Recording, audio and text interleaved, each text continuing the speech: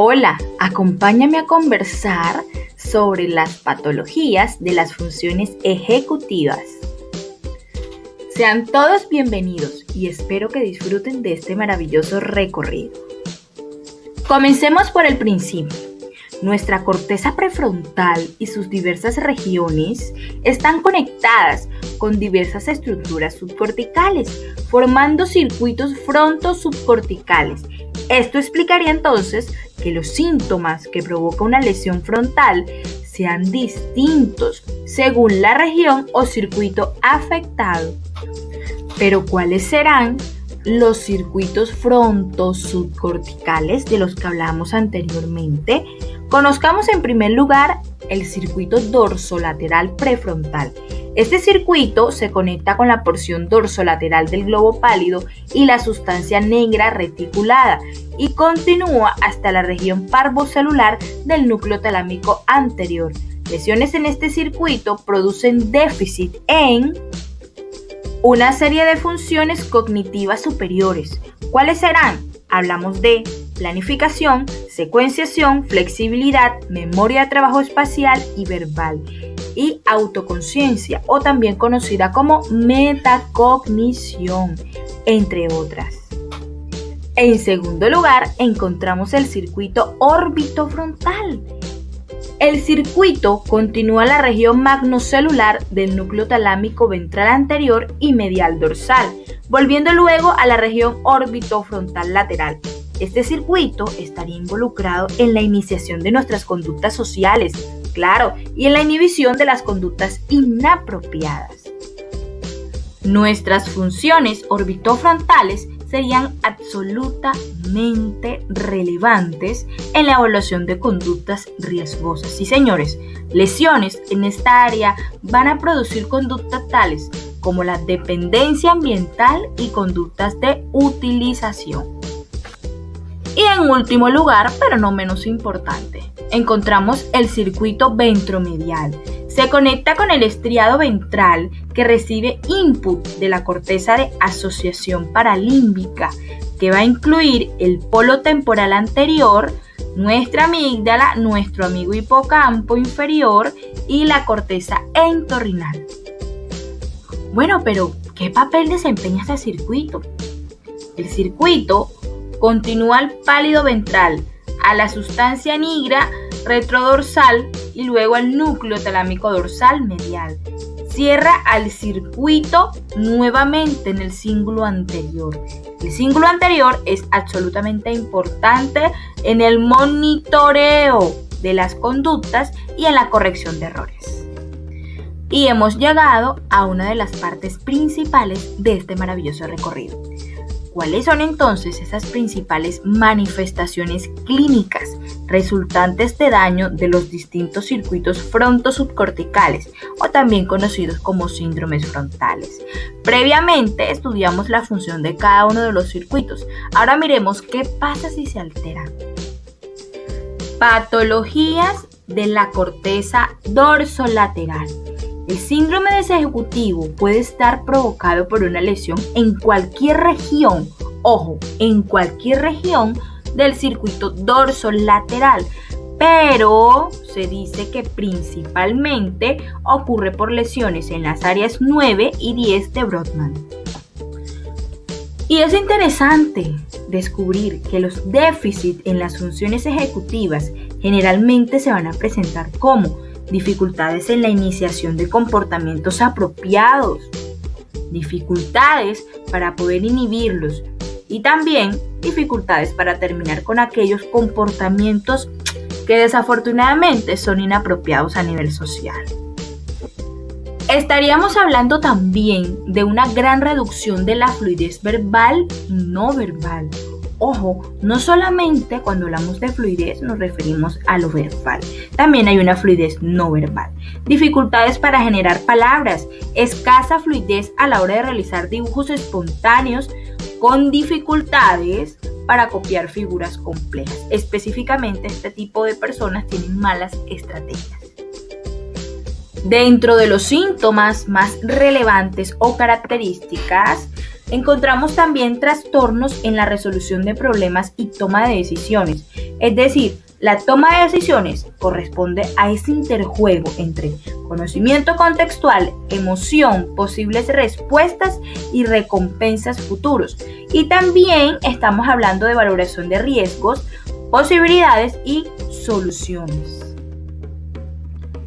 Pero, oído, está mediatizada por procesos motivacionales, emocionales y cognitivos, e incluso por la valoración de nuestro contexto. ¿Qué ocurre entonces con estos pacienticos con lesiones dorsolaterales? Presentan dificultades serias en la toma de decisiones, tanto en los tiempos de deliberación como en la calidad de sus estrategias. En este orden de ideas, es importante conocer cuáles son las etiologías más frecuentes.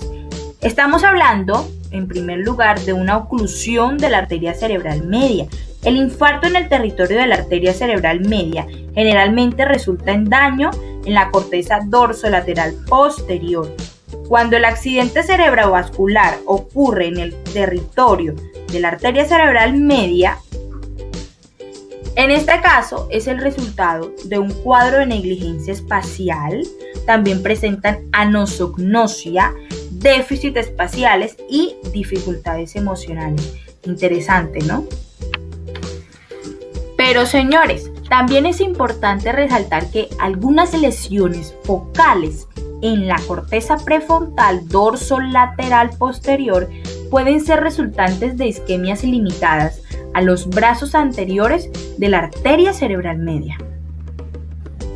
Una vez trabajado esto, procedamos entonces a describir las patologías de nuestra corteza orbitofrontal, las cuales se asocian con desinhibición, conductas inapropiadas, irritabilidad, labilidad emocional, distractibilidad y dificultades para responder a señales sociales. Es tan así que Slinger y Damasio en 1985 utilizan por primera vez el término de sociopatía adquirida. Sí, escucharon bien, sociopatía adquirida para pacientes con lesiones en esta área que presentaban este tipo de desregulación, pero sin toma de conciencia de las consecuencias de sus actos y sin sentimientos de culpa. Nuestros pacientes con patologías de la corteza orbitofrontal por lo general van a presentar conducta desinhibida, es decir, conductas inapropiadas en su naturaleza o en el contexto social en el cual se presentan, fallas en el control de impulsos, agresividad sin motivo e incluso bulimia, con incapacidad de inhibir respuestas incorrectas en las que son reiterativos. También van a presentar el síndrome de dependencia ambiental del que hablábamos al principio, descrito inicialmente por Lehrman en 1986, el cual va a incluir la tendencia a imitar al examinador, tocando y utilizando todos los objetos que tiene a su alcance, es decir, una conducta de imitación y utilización a la vez.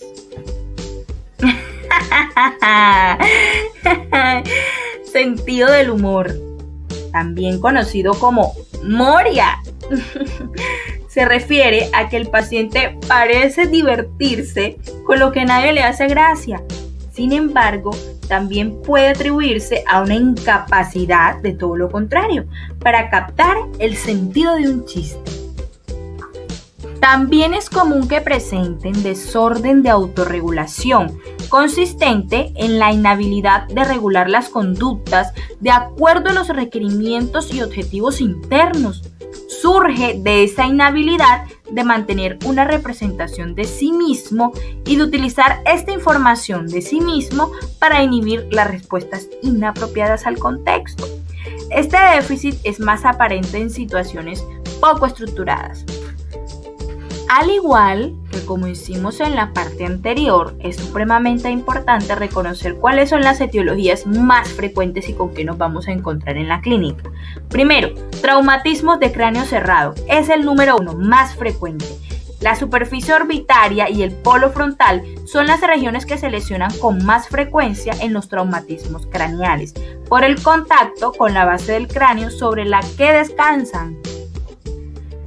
En el segundo lugar del ranking encontramos la ruptura de un aneurisma de la arteria comunicante anterior.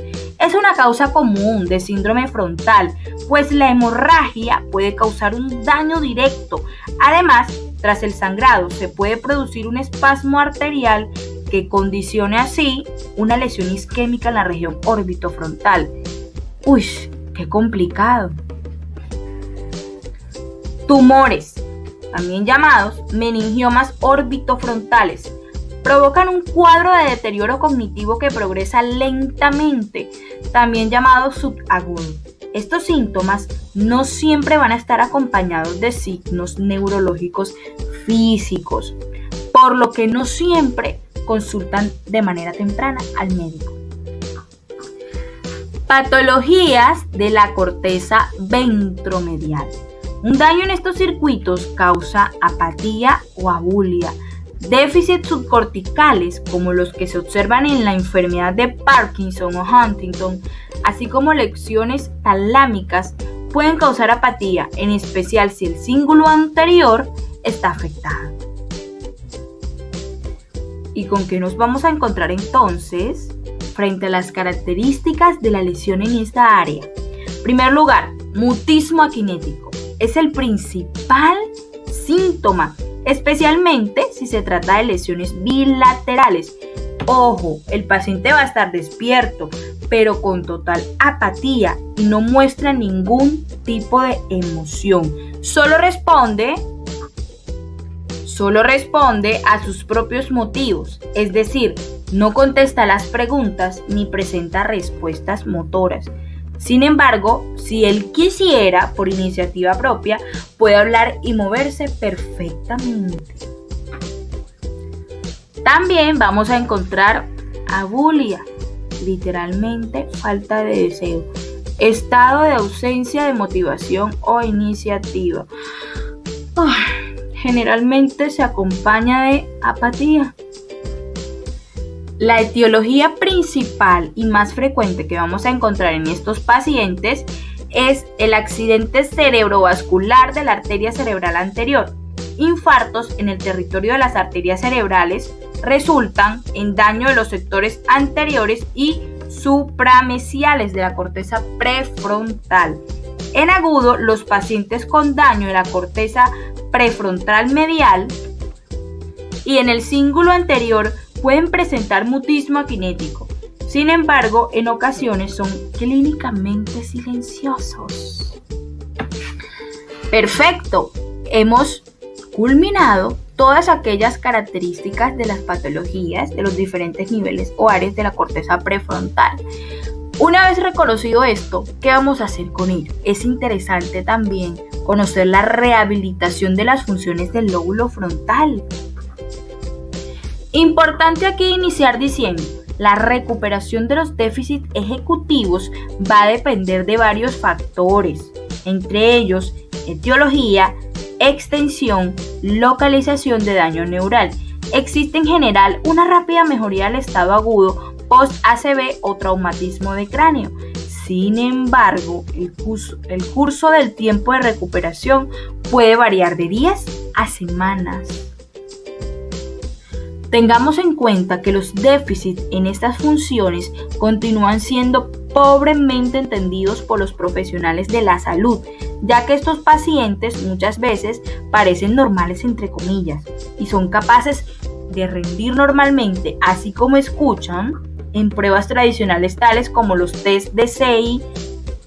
Se cree que no se necesita tratamiento o atención especializada.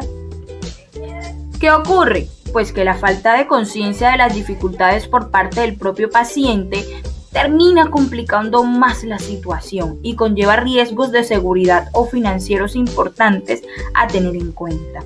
Y ni qué decir de los déficits emocionales, sociales y de toma de decisiones de los pacientes con daño prefrontal, que son especialmente perturbadores para todo el núcleo familiar. En el caso de pacientes con déficit de iniciación, impulsividad o falta de autorregulación, han demostrado mejor respuesta a claves ambientales y refuerzos externos de conductas apropiadas. Incluso, miremos que en reentrenamiento cognitivo se utilizan conductas compensatorias, alertas para autoinstrucción y estrategias metacognitivas. En definitiva, el tratamiento psicofarmacológico que modifica la función de los neurotransmisores ha demostrado cierta eficacia, lo cual nos permite resaltar que el sistema dopaminérgico de la corteza prefrontal ha demostrado ser más sensible a las reducciones en su precursor, la tiramina. Las neuronas dopaminérgicas disparan y transforman la dopamina rápidamente.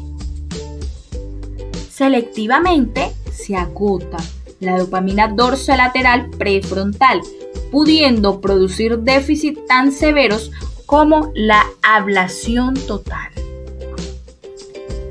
Y luego de haber descrito las características de nuestra corteza prefrontal, sus circuitos, clasificaciones, funciones, patologías, lesiones e incluso algunos procesos que atañen a la rehabilitación, te quiero agradecer por permanecer, por acompañarme a descubrir todo este mundo tan maravilloso.